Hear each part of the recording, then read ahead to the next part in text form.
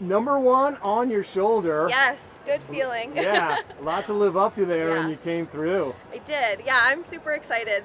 I was just saying to my manager Molly that I think I've been top 10 here before, but I'm not even really sure. That's how bad my luck has been at this event for the last 3 years that I've been racing it. So it feels really good to come out and just win the season opener. I had a pretty tough summer. I know I talked to you on the podcast and things got lower than I thought they could even go at the time. So after a pretty long 6 to 8 months, it feels really good to finally catch a break and feel like I'm coming back. And head-wise, concussion symptoms, all that is all cleared up, and you're feeling good? Yeah, I'm all cleared up. I was having some dietary trouble, some concussion trouble, some emotional trouble that came with all of it. But yeah, it's all clearing up, and I'm starting to feel not even just like myself again, but like a new and improved Ellen 2.0. Let's talk a little bit about this race. From the start, it definitely separated quickly. We had a group of 4 to start with you, Magli Rochette, and then the 2 Cannondale cyclocross riders, Emma and Katie. And then you were able to separate it. It really looked like you were comfortable and just sort of sitting in on Rochette's wheels. Yeah, I was. That was really the main objective today, as I knew that I had to stay calm, cool, and collected. And I felt super confident technically today. I think I ran slightly too low tire pressure because I could kind of feel them folding, but otherwise I felt super smooth and dialed on all my lines. So that allowed me to stay really, really, really calm when I could tell that other riders were working.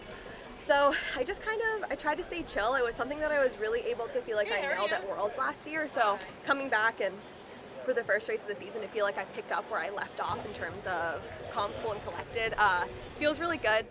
About midway through there, you started to change leads a couple times, going back and forth. But it didn't look like you were making any big efforts. It almost looked like you were making tiny little efforts every time you got out in front, just testing.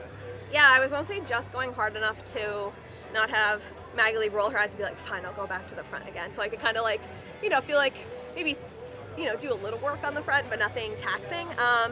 And it actually worked really well. I kind of slipped my pedal after going over the barriers once, and Magli took the lead again. I was like, oh, okay. So I was able to just sit second wheel for quite a while, which was really nice. And it allowed me to just stay calm, kind of see the lines and not stress. Even when Katie was bridging to us, I just tried not to worry because I felt really good today. So I just wanted to trust myself and not worry about what was going on around me. Yeah, and then with 2 to go, I finally found the lap counter. I had no idea where we were time-wise, so I finally found the lap counter. That was a huge factor for today, knowing how many laps we had left. So then on 2 to go, I kind of hit it a little bit going into the woods, and I noticed that I had a small gap, so I figured I just have to keep going. So it looks, and I was talking about it on the commentary that it's almost like racers have this sixth sense. Like it's almost like you knew behind that she had that little bobble and put in that effort. Did you hear it, or did you just not feel that presence there? I mean, because it really seemed like you timed that attack perfectly. I didn't hear it, but I knew where she was going slower than me. And it was through, I guess, what everyone at Rochester is calling double trouble. And so into double trouble, I knew that if I could keep the pressure on through there, I was riding it. I felt really good there. And so I figured if I could just get a couple of seconds, then I feel like once I get a small gap, I can always find it to get a little more. And so that's really all I needed today, and I was able to just kind of maintain that. Okay, last question here.